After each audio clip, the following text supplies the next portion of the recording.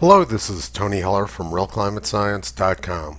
A report released in October says that the snows of Mount Kilimanjaro could vanish in the next 2 decades due to climate change. This sounds really bad, except that the scientists are actually granting Mount Kilimanjaro a reprieve. In 2001, glacier expert Lonnie Thompson from Ohio State University predicted Mount Kilimanjaro would be ice-free by the year 2015. Nobel laureate Al Gore made a similar prediction in his 2006 documentary. He said, "Within a decade there will be no more snows of Kilimanjaro due to warming temperatures." But 12 years after Lonnie Thompson's prediction, local ecologists who've been monitoring the trend say the ice in fact remains steady and it is nowhere near extinction. So the ice isn't melting, and they've pushed the date out to 2040 to save face. This is of course just the usual climate clown show from experts, but it exposes a much bigger problem right at the core of climate junk science. In his 2001 paper, Lonnie Thompson reported an 82% decline in Kilimanjaro ice since 1912 and a 33% loss since 1989. That means that the vast majority of the ice loss occurred before 1989, when carbon dioxide levels were below 350 parts per million. And now, according to the local ecologists, the ice is remaining steady, meaning it isn't melting. This is the official NASA global temperature graph. Kilimanjaro melted a lot from 1912 to 1989, when NASA says it was very cold, and now it's no longer melting when NASA says it's hot. So according to NASA, ice melts when it's cold and it doesn't melt when it's hot. 1912 was one of the coldest years on record according to NASA. But in 1912, glaciers were retreating in most of the world. The Jakobshavn Glacier in Greenland was retreating very rapidly. But now, 110 years later, the Jakobshavn Glacier in Greenland is actually expanding.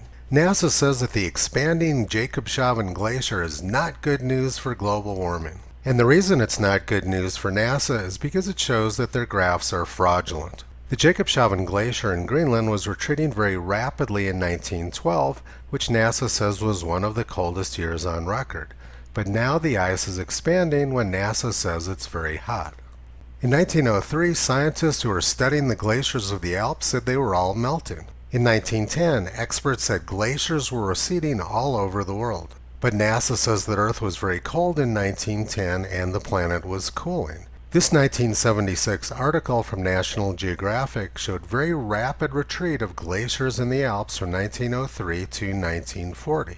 And by 1956, the lower glaciers had completely disappeared. But NASA says these years when the glaciers were rapidly retreating were actually very cold. In 1950, it was reported the Black Ice Glacier in North Norway is melting so rapidly it will have disappeared in 50 years, according to a Tromsø museum expert. But the glacier is still there now, which means that the rate of melting has slowed down quite a bit since 1950. So the glacier melted very rapidly during NASA's coldest years. But now NASA says Earth is very hot and the glacier is melting much more slowly.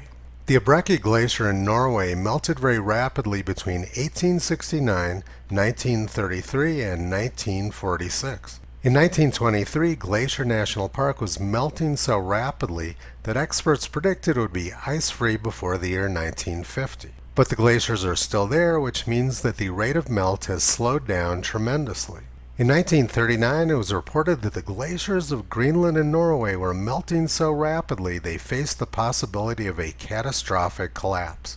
In 1947, the New York Times reported that the rapid melting of glaciers was a serious international problem. In 1951, the Sydney Morning Herald reported, "Glaciers, icebergs melt as world gets warmer." 1952, polar ice caps were melting at an astonishing and unexplained rate and threatened to swamp seaports. So once again, glaciers were melting very rapidly during NASA's cold years, but now that NASA says temperatures are very hot, glacial melt has slowed quite a bit, and in some cases the glaciers are actually growing.